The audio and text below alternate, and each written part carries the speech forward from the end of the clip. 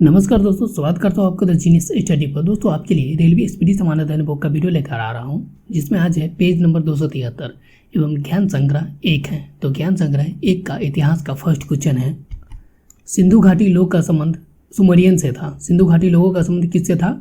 Sumeria से था। आरंभिक वैदिक साहित्य में सर्वाधिक वर्णित नदी सिंधु है। आधुनिक वैदिक साहित्य में सर्वाधिक वर्णित नदी कौन सी है? सिंधु है।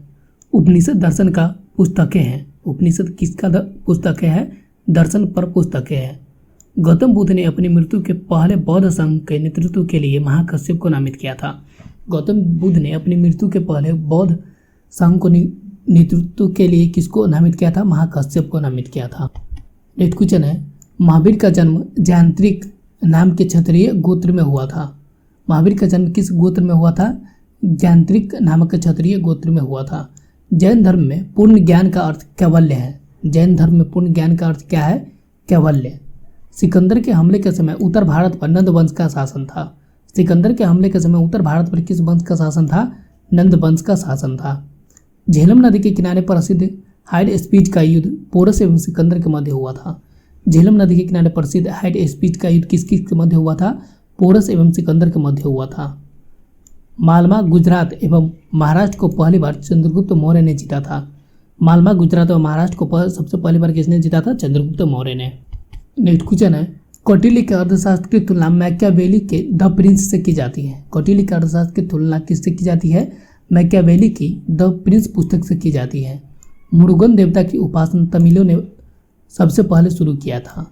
मुरुगन देवता की उपासना सबसे पहले किसने शुरू की थी? तमिलों ने। भारतीयों के लिए महान सिल्क मार्ग कनिष्क ने आरंभ किया। भारतीयों के लिए महान सिल्क मार्ग किसने आरंभ करवाया था? कनिष्क ने। संगम काल में मंत्रियों के अमयचार कहा जाता था। संगम काल में मंत्रियों को क्या कहा जाता था? अमयचार कहा जाता था। नेक्स्ट क्वेश्चन है, उज्जैन का प्राचीन काल में नाम अवंतिका था। उज्जैन का प्राचीन काल में नाम क्या था? अवंतिका था। भारत में प्रथम स्वर्ण मुद्रा यूनानियों ने चलाया था। भारत में सर्वप्रथम स्वर्ण मुद्रा किसने चलाया था? यूनानियों ने चलाया था। नेक्स्ट है अर्थव्यवस्था। अर्थव्यवस्था का फर्स्ट क्वेश्चन है, भारतीय अर्थव्यवस्था कृषि पर आधारित है। भारतीय अर्थव्यवस्था किस पर आधारित है? कृषि पर आधारित है। ऑपरेशन फ्लड से संबंधित राष्ट्रीय डेयरी विकास बोर्ड एनडीडीबी की स्थापना 1970 ईस्वी में प्रारंभ किया गया था।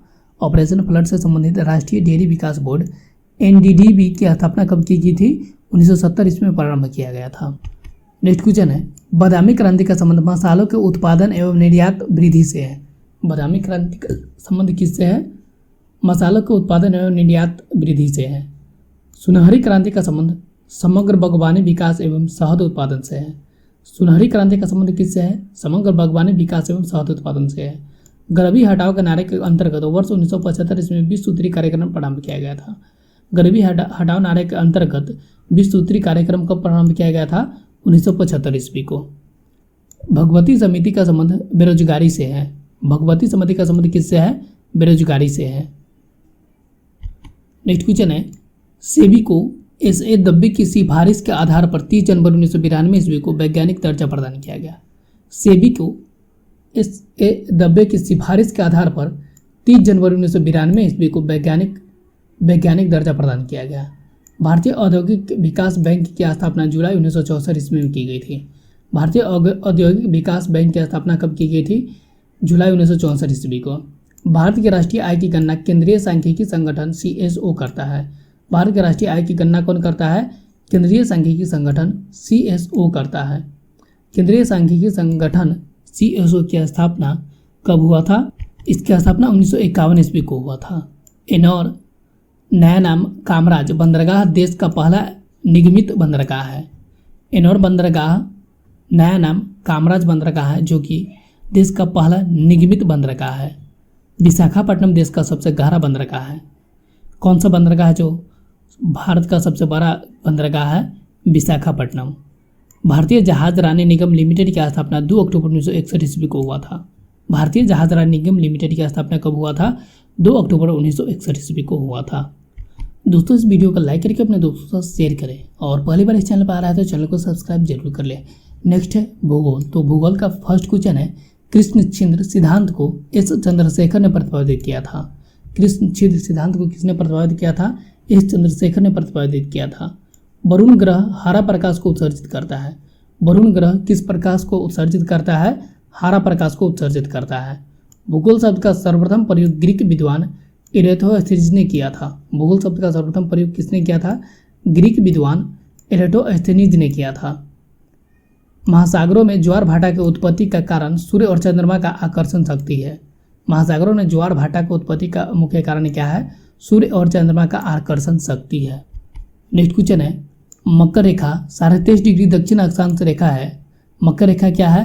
23.5 डिग्री दक्षिण अक्षांश रेखा है। हमारी पृथ्वी 360 देशांतरों में बटी हुई है। हमारी पृथ्वी कितने देशांतरों में बटी हुई है? 360 देशांतरों में बटी हुई है। ग्लोब पर कुल अक्षांश रेखाओं की संख्या 180 है। ग्लोब पर कुल अक्षांश रेखाओं की संख्या कितनी है? 180 है। प्रधान मध्याह्न रेखा ग्रीनविच लंदन से गुजरती है। प्रधान मध्याह्न रेखा कहाँ से गुजरती है? ग्रीनविच लंदन से गुजरती है। उत्तरी गोलार्ध में सबसे बड़ा दिन 21 जून को होता है। उत्तरी गोलार्ध में सबसे बड़ा दिन कब होता है? 21 जून को होता है। नेक्स्ट क्वेश्चन है, कर्क रेखा और मकर रेखा के क्षेत्र को उष्ण कटिबंध कहते हैं। कर्क रेखा और मकर रेखा के क्षेत्र को क्या कहते हैं? उष्ण कटिबंध कहते हैं। ग्लोब पर दो स्थानों के बीच न्यूनतम दूरी प्रधान देशांतर पर होती है।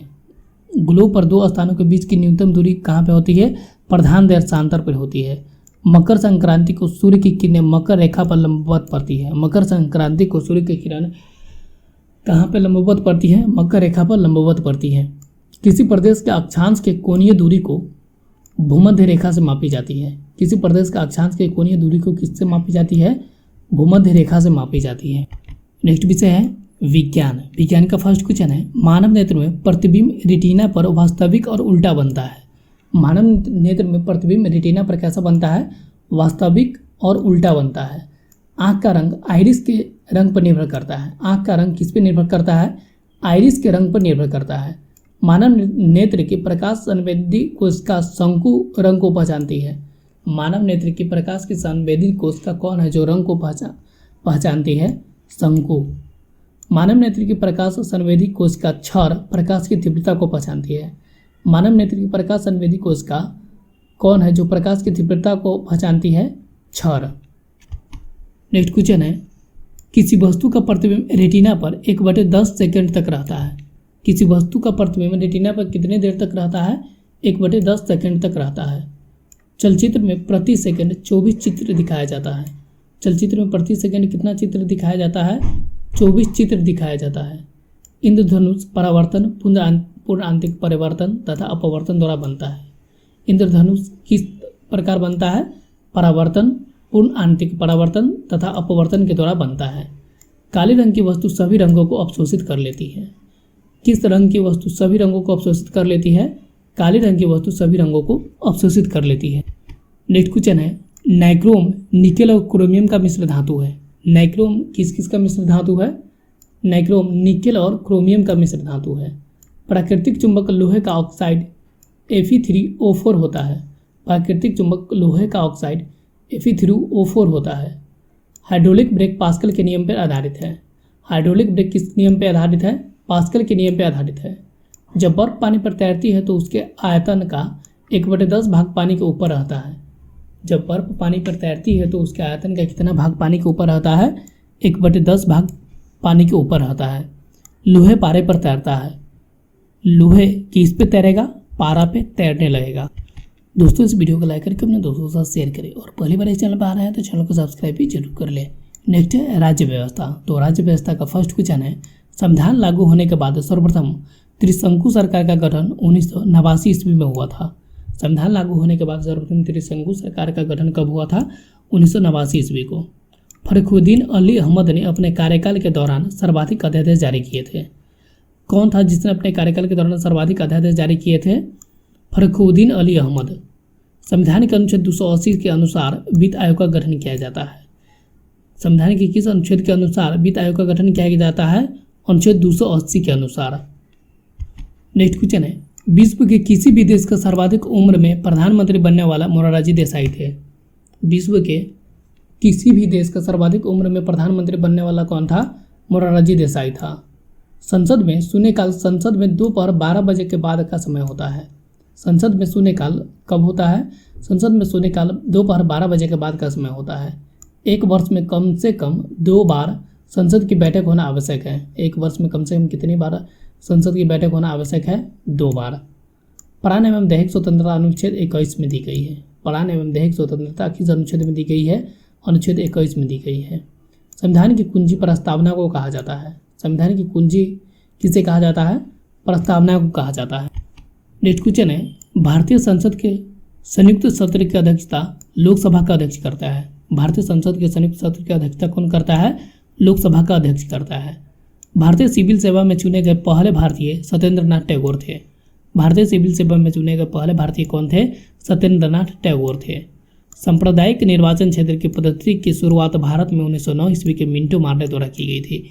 सांप्रदायिक निर्वाचन क्षेत्रों की पद्धति की शुरुआत भारत में कब की गई थी? 1909 ईस्वी के मार्ले मिंटो के द्वारा की गई थी। संयुक्त राष्ट्र संघ में महासचिव की नियुक्ति महासभा करती है। संयुक्त राष्ट्र संघ में महासचिव की नियुक्ति कौन करता है? महासभा करती है। नेक्स्ट क्वेश्चन है, संविधान का अनुच्छेद 19 के 1 के क प्रेस की स्वतंत्रता से संबंधित है। संविधान का अनुच्छेद 19 के 1 के क किससे संबंधित है?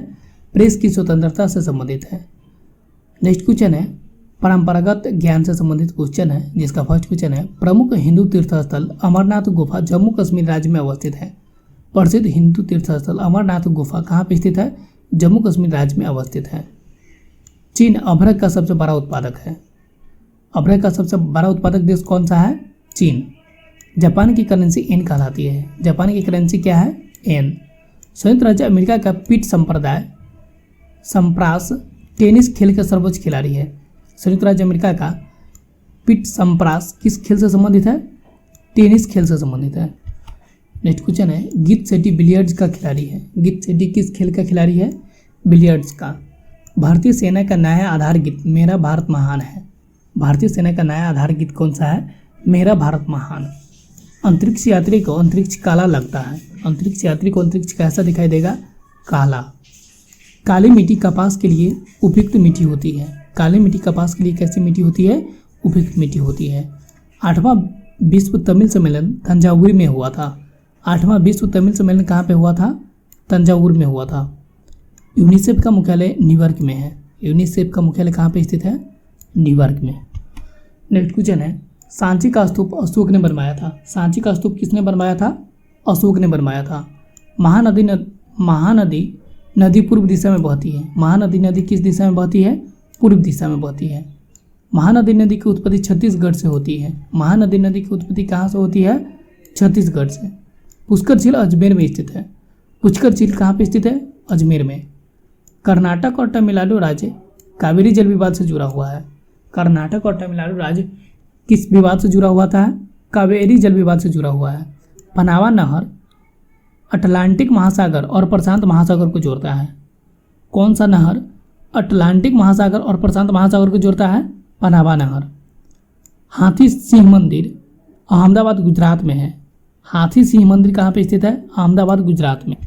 नेक्स्ट क्वेश्चन है, टावर ऑफ साइलेंस मुंबई में स्थित है। टावर ऑफ साइलेंस कहाँ पे स्थित है? मुंबई में। भारत का सबसे लंबी सड़क सुरंग जम्मू कश्मीर में स्थित चेनानी नासरी सुरंग है। भारत की सबसे लंबी सड़क सुरंग कौन सी है जम्मू कश्मीर में? चेनानी नासरी है। दोस्तों, इस वीडियो को लाइक करके अपने दोस्तों के साथ शेयर करें और कमेंट करके हमें बताइए वीडियो को कैसा लगा। और हाँ दोस्तों, अगर आप इस चैनल पर पहली बार आए हैं तो चैनल को सब्सक्राइब जरूर कर ले। मिलते हैं नेक्स्ट वीडियो में, तब तक के लिए थैंक यू, धन्यवाद।